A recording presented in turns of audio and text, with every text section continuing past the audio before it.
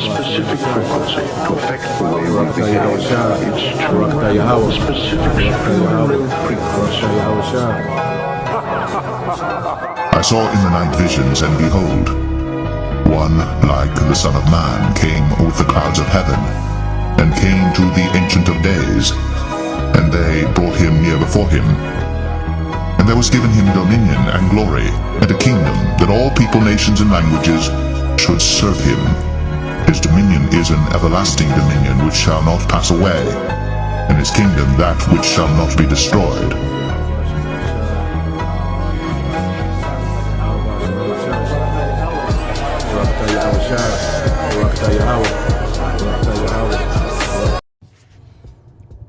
Alright, Shalom.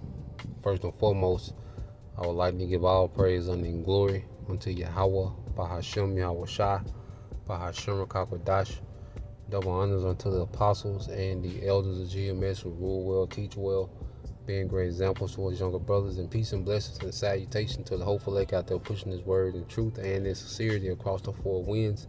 In the name of Yahweh Bahashem Yahweh Shai, pushing to get up out of here. Shalom to the hopeful lake, the believers, the listeners, whom have came back to the obedience of the scriptures through faith in Yahweh Bahashem Yahweh Shai. All right, and I just want to go into the book of Sirach, chapter 36. It's a very heavy, chapter. All right, in which this is pretty much, the prayer, of the prophets, the men whom the Lord will give foresight, and understanding on what is to come. All right, and the prophets of old, they will inquire about the end of the age of the heathen and the beginning of. Let's go here. Okay, into the book of Acts,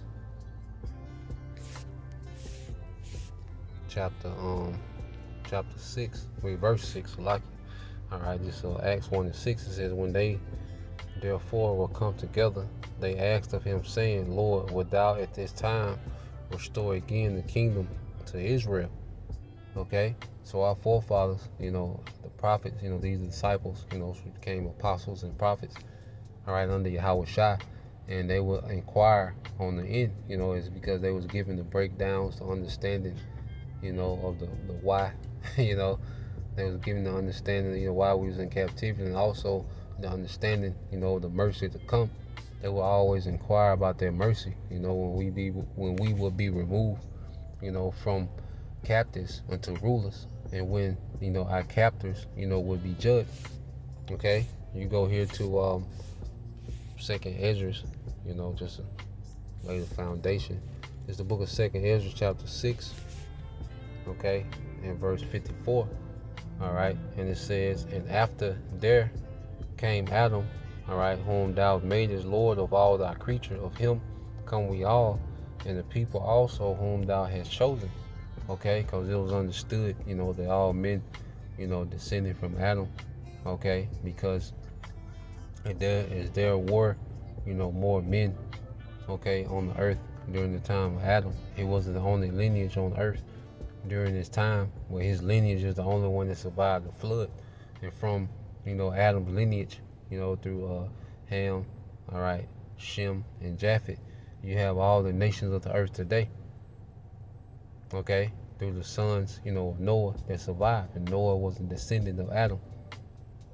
Okay, so he was a descendant, as the sons of God, because you had Cain. All right, but that lineage was completely wiped out during the flood. Okay, and only the descendants, of Adam, through through Abraham, through Noah, okay, Methuselah, all right, Enoch, Seth, okay, only that lineage survived. All right, that chosen lineage, will come out of Shem and continue on their chosen line. Okay, and it says, all this I have spoken before thee, O Lord, because thou madest the world for our sakes. Okay, and speaking of Israel, you see, our forefathers had a ruling class mentality, man.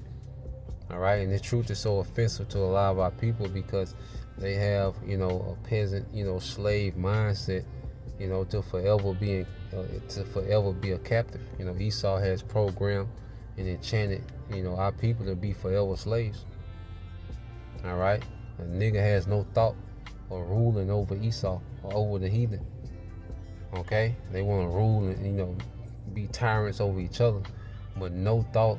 They have no mindset to be in rulership over these heathens, man.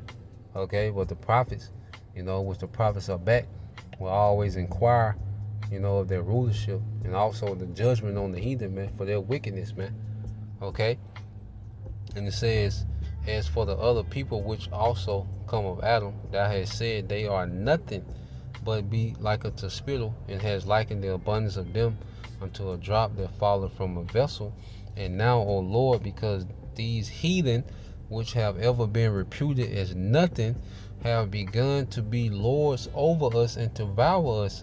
But we, thy people, whom thou hast called thy firstborn, thy only begotten, thy fervent lover, are given into their hands. If the world now be made for our sakes, why do we not possess an inheritance with the world? How long shall this endure? So our forefathers were complaining about the heathen, having prosperity in the earth, and they was in wickedness, man. And they was inquiring about a rulership for Israel. You see? So when you understand the mindset of the prophets of old, because they was given insight in the secrets and certain mysteries, and we have these things full circle now, all right? This is the mindset we should take on, all right? It's hasten the day for the Lord to judge, all right, the heathen, beginning now with Esau, Edom, and to exalt Israel, all right, as the rulers forever, man. You see? So you go from there when you get back in Sirach 36. Okay, this is the book of Sirach, chapter 36, and verse 1. It says, have mercy upon us, O Lord, power of all, and behold us. Okay, see, the Lord is now beholding his people. Okay, us getting understanding. He has set up a government for us in the earth, starting with the apostles and elders. Okay, the heads of camps, you have the ministry, you have edification continually going. That's the Lord beholding us, man, preparing us for the blessings, man. Preparing us, all right, for deliverance. Our baratas are we of that number. It says, and send thy fear upon all nations that seek not after thee. See, people got a very, twisted understanding, backwards understanding when, people, say that we use cuss words when we teach. Well, true curse words will be wishing harm on someone. And our forefathers often wish harm upon the heathens, man. Even upon the wicked of our people. Jeremiah, he wished harm on Jake, man. King David, he wished harm on Jake, man. Psalm 69. Okay? The Jake was off, man. Jake was wicked. All right? And our forefathers, they would often put curses, request curses and punishment upon the heathen, man. All right. So when we continue on, in this chapter, from verse 7 on down, all right, you're going to see, requests being made, to the Heavenly Father to do harm to the heathen, especially the head of the heathen, which we know is Esau, Edom today. Okay. So our forefathers, they was in the right spirit. Okay. They wasn't tainted, okay, with Christianity. All right. Martin Luther King. All right. Obama. You see, nah, man, they was in their right mind. Okay. That we're in the time where the Lord's going to execute on those requests of old and those new requests of the day, because we are our forefathers coming back. Those righteous men are back, and whatever lot the Lord has them in, okay, teaching this word, prophesying, and those requests are going to be granted. Lord will, we get to see it, with our eyes. Matter of fact, let's go here, which is Psalms 58.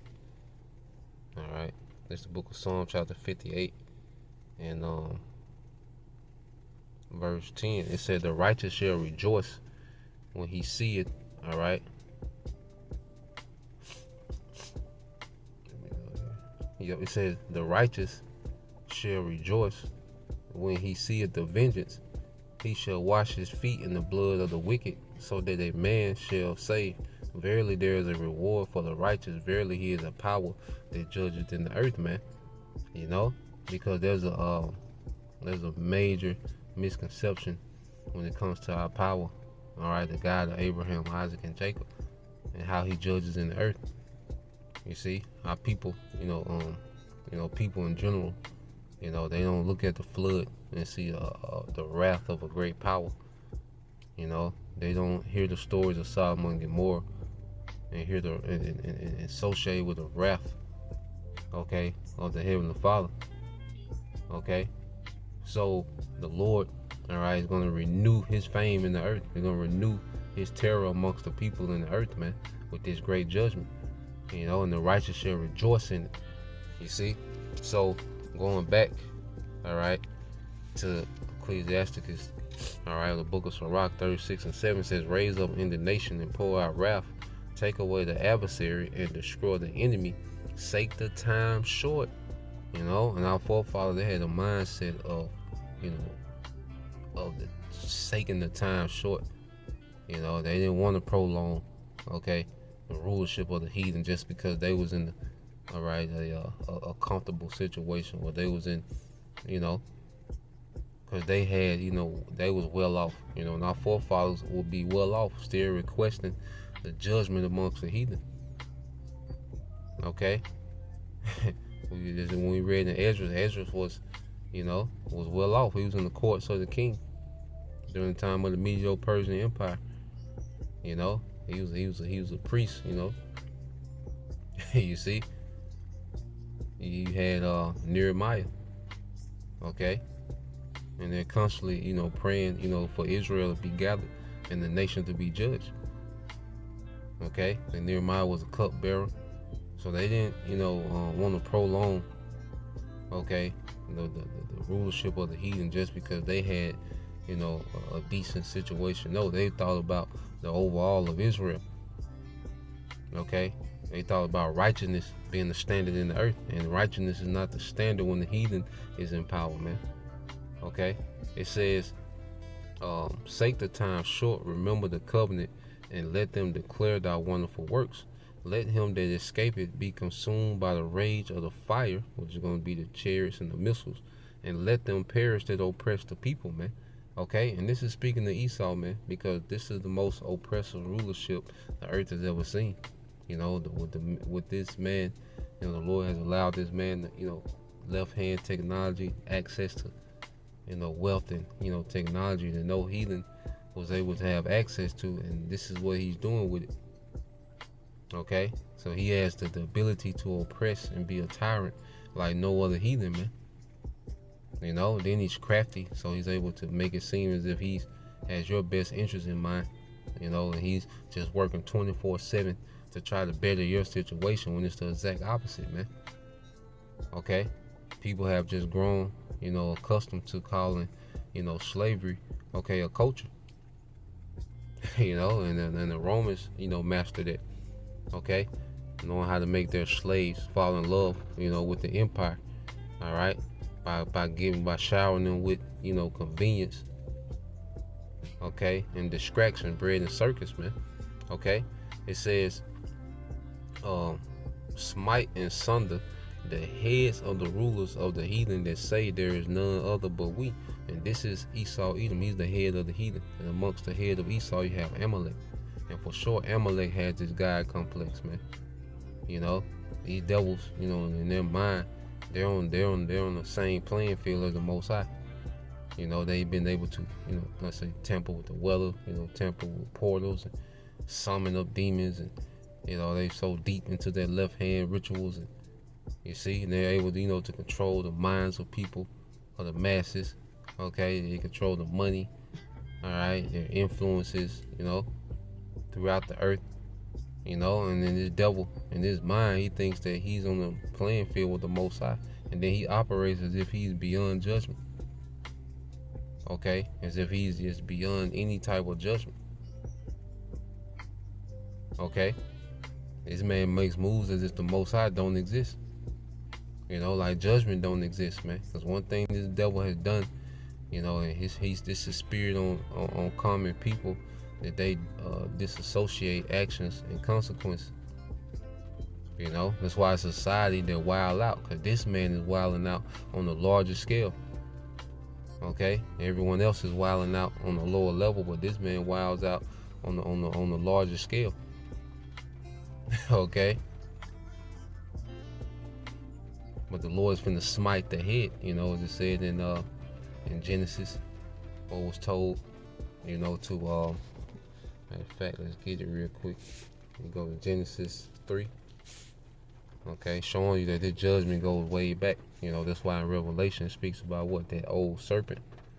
All right, Genesis 3:14, it says, "And the Lord power said unto the serpent," okay, and in the spirit, you have to understand Esau, all right, the spirit that was on the serpent, which was a man. He was describing his characteristic. He was sly and cunning, all right, like a serpent, okay, crafty, all right, but it was speaking of a man, all right, that come from what?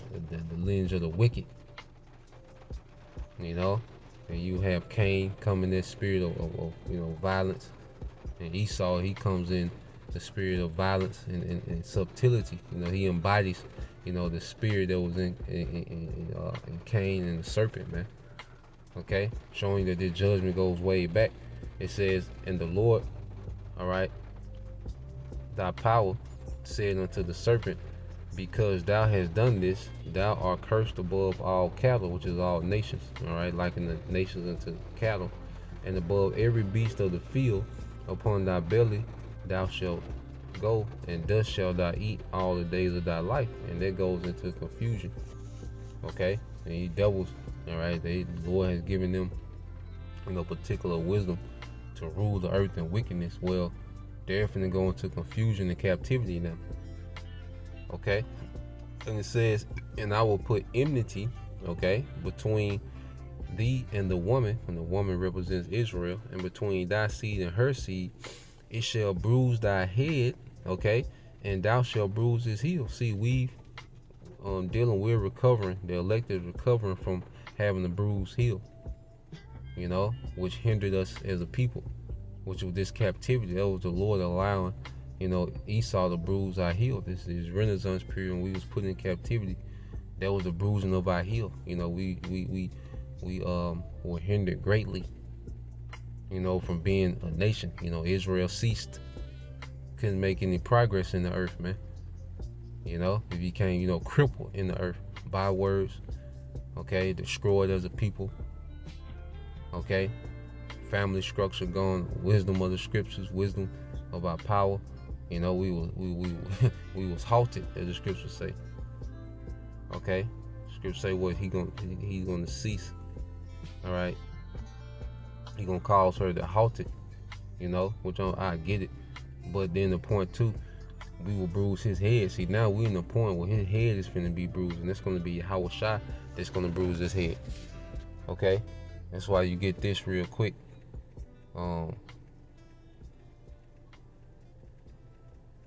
In Numbers, all right, Numbers 24, okay, and 7 said, "He shall pour out," and it's speaking of Jacob, "the water out of his buckets," okay, "and his seed shall be in many waters." And that's the seed of Israel being spread throughout the earth, because we went into captivity. Going back to the the bruising of our heel, well, we were scattering. That's when your people is scattered and not in one region together, that's a hindrance. Okay, we have no sovereignty, we have no capital, we have no government. Okay, but the Lord is bringing that back, you see. And it says, "And his king, the king of Jacob, the king of Israel, Yahweh Shai, shall be higher than Agag, and his kingdom shall be exalted." And Agag is what? A king of Amalek. All right, and who's at the top position? Who's the head of Esau, Edom? Because Edom is the head of the heathen, but who's the head of Edom? Amalek. So Amalek is like the head of the serpent, man. And Yahweh Shai is coming to crush. Okay, as I think that's in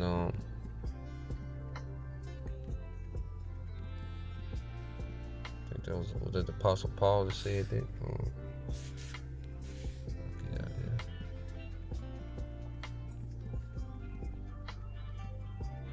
Yep, Romans 6 and 16 and 20. It says, and the power of peace shall bruise Satan under your feet shortly. Yeah, so Satan should turn the adversary. That's the spirit that the devils come in. Esau even comes in the spirit of Satan. But it says he's going to bruise Satan under, all right, our feet shortly. Okay? The grace of the Lord, Yahweh Shai HaMashiach, be, all right, with you, Amen.